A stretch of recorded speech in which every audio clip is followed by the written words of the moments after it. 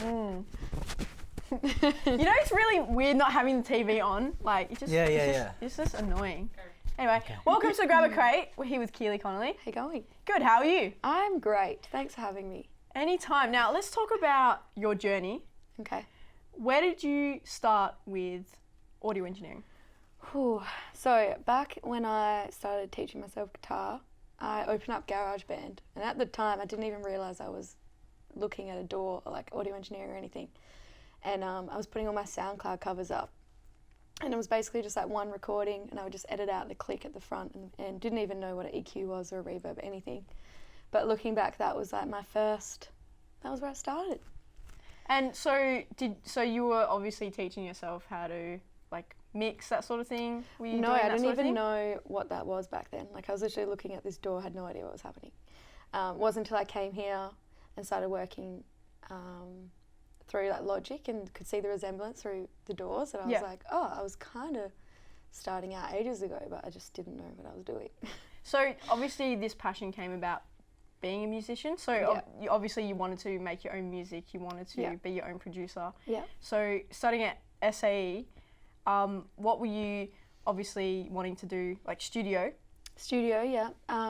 I kind of came here because like working with other producers, it was really hard to get across what I wanted.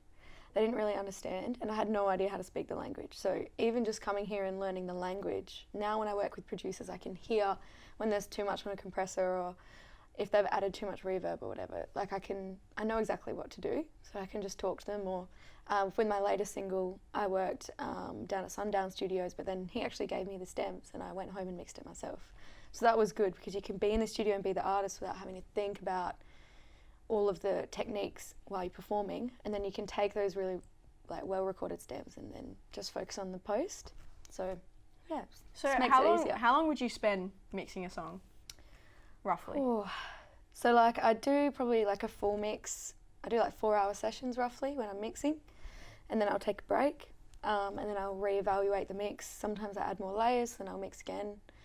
But it really depends on what you're doing in the mix, whether you're cleaning stems, whether you're organising the stems, or if you're just purely mixing. And then you've got like your first mix, and then you've got your creative mixes. So yeah, it just kind of can be 4 hours to 12 hours, depends how picky I'm going to be with my own stuff, really. Yeah. You have to get to a point where you're just like, it's done, just leave it. Now let's talk about being a musician. Now you've been doing heaps of gigs around Perth, and you've done tours as well. Do you want to talk a bit about that? Yes. The process of that? So I just got back from tour first week of June, so it was 5 weeks. Booked it all myself, which was massive job. Super rewarding, super exhausting. I'm at a point now where I'm just taking a break from live shows, so I'm writing again and just producing. So producing other people's work and producing, well, not my own at the moment, but hopefully soon again.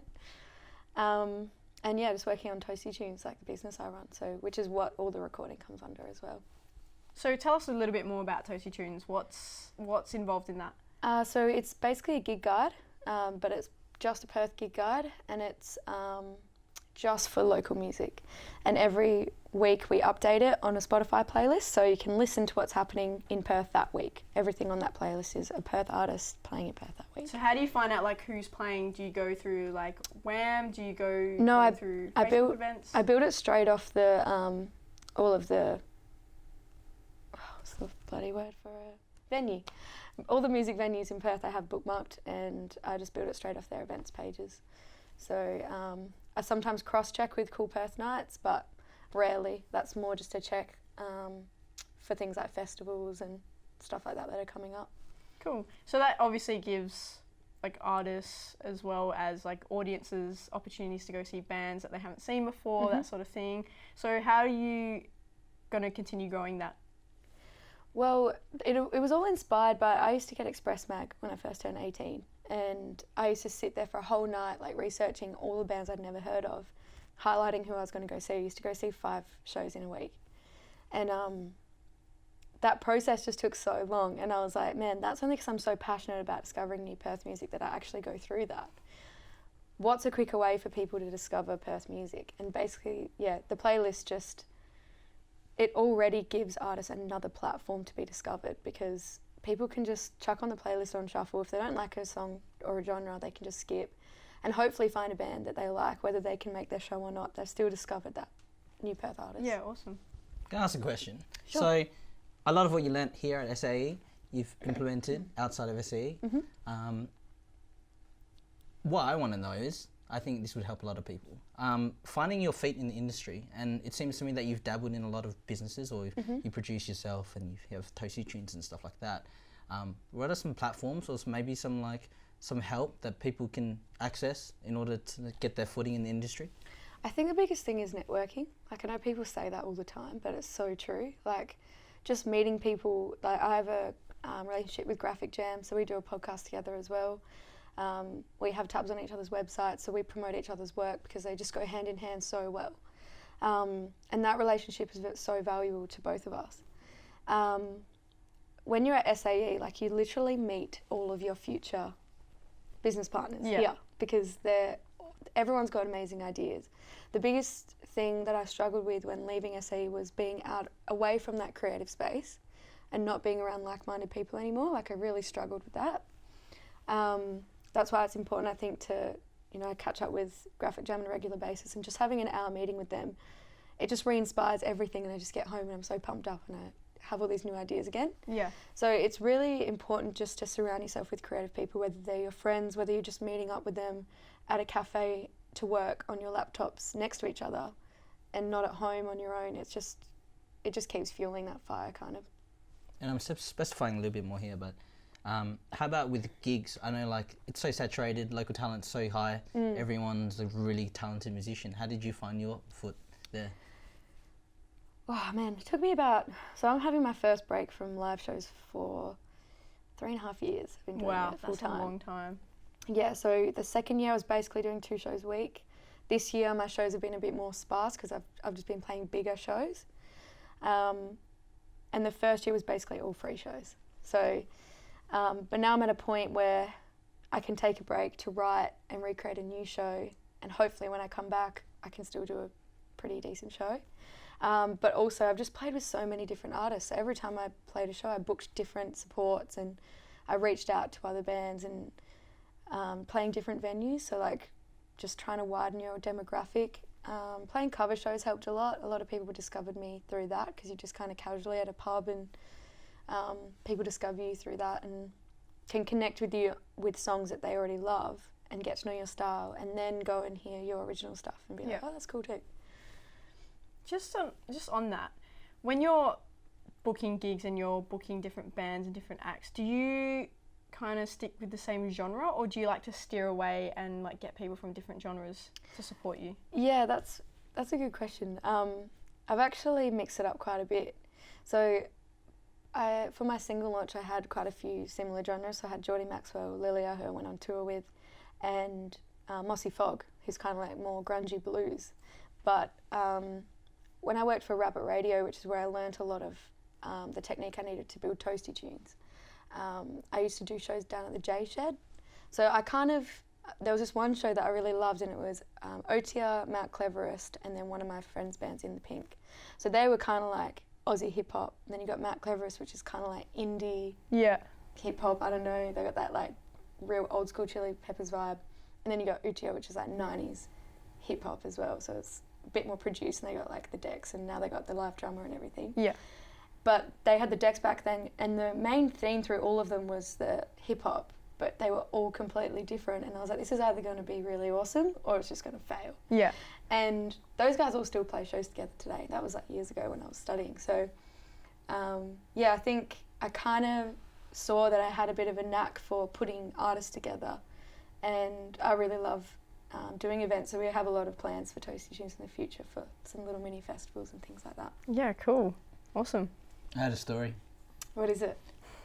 You're studying your Masters now, isn't it? Oh, yeah. Can you tell us a bit about why you started that? Okay, so I'm not anymore. So not anymore. Interesting roller coaster. So plot twist. I started that when I was on tour, because I was like, what am I going to do? I have this thing from studying here where I just have to be busy all the time, right? Otherwise, I'm not working hard. And I was like, okay, tour's almost over. What am I going to do when I get home? And then this master's email popped up and I was like, perfect. Just keep like learning more. And then I was starting my master's in my last 2 weeks of tour. And it was weird. Like once I started that, all these people started coming to me and being like, can you do some recording for me? Like, and all of a sudden I was booked up for 2 months with clients.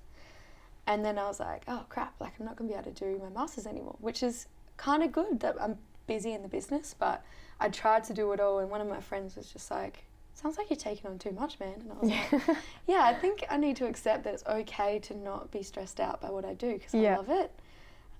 So yeah, to answer your question, I'm not doing that anymore. I might go down to part-time next try, but we'll see. Cool. Can you tell us a little bit about what's the content? Because I'm actually quite interested in the masters.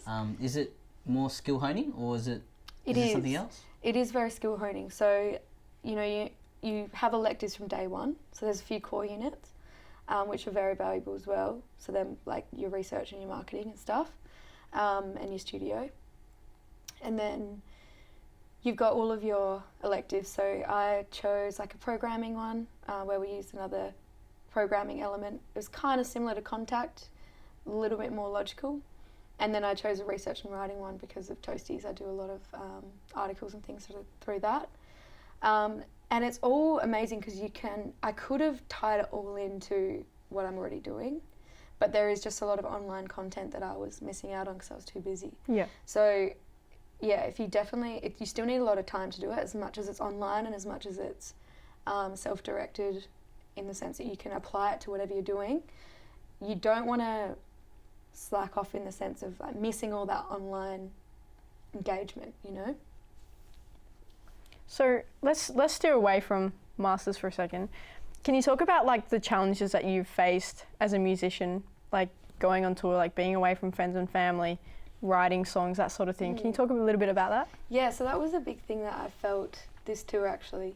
So I felt really isolated kind of, and that's another reason why I'm taking a break is because, people just see online like, oh, you're killing it, man, you're doing so well, but people stop asking you how you are. Yeah. They just think that you're doing amazing, which inside of business things you are, but you're a normal person, like you're not doing amazing all the time kind of thing. And it started to feel very isolating. And I think moderation is a big thing. Yeah. Even after this 2-week break, I already feel like I'm still working, but I just have stepped back from the music side and I feel so much better. I've reconnected with my friends and family again. I'm starting to feel myself again.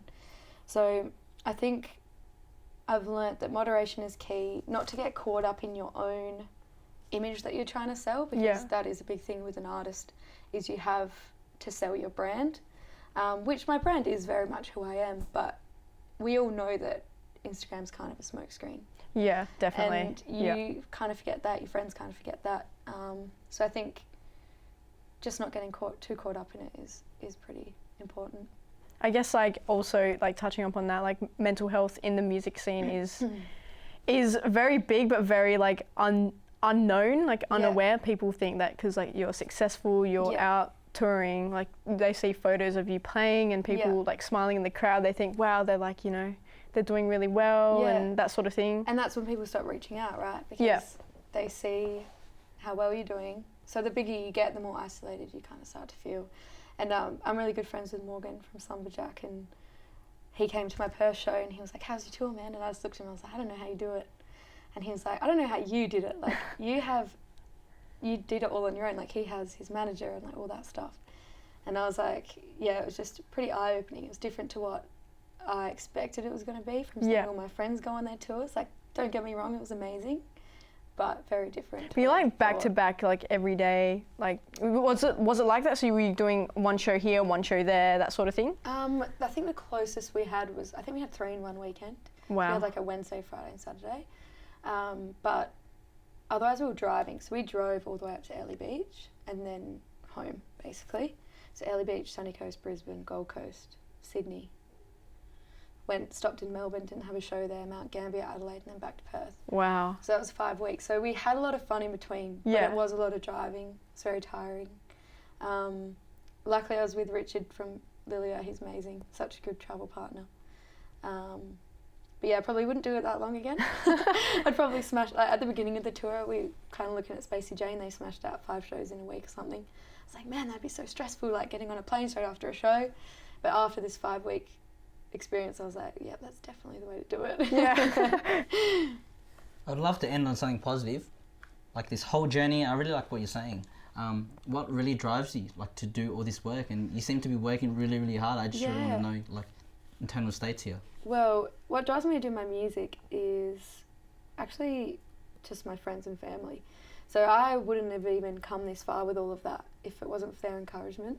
I was happy just singing in my bedroom as a release, and they're the ones that pushed me to do shows and record some stuff. And then in the terms of Toasty tunes, I just love the fact that I can create a platform for local music and kind of make a community, hopefully, for them. Yeah.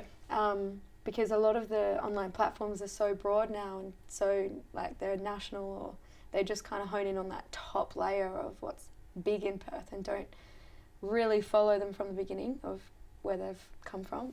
There's so much talent, it's ridiculous. Yeah, definitely. Now, do you want to tell us where we can find any of your music? Like, what platforms are you on? So I'm on most of them. So I've got Spotify. I've got a few videos, like live stuff, behind the scenes stuff on YouTube channel. Toasty Tunes is on Spotify as well. So if you type in Toasty Tunes Perth, it'll come up. The weekly playlist. So that changes every Monday. And yeah, toastytunes.com.au is where you can find the actual gig guide and the blog and all that stuff, all the interviews that we've done and reviews. And your social media as well? Social media is Instagram and Facebook. I'm probably more active on the Instagram side of things. I just find Facebook, so I don't know if I'm getting too old. I'm losing track of it all. It's like so confusing, but yeah, probably Instagram's the best bet. Perfect. Well, thank you so much for coming on to our podcast, Keely. No worries. And we look forward to hearing some new music from you. Thank you. Thanks. 3, 2, 1.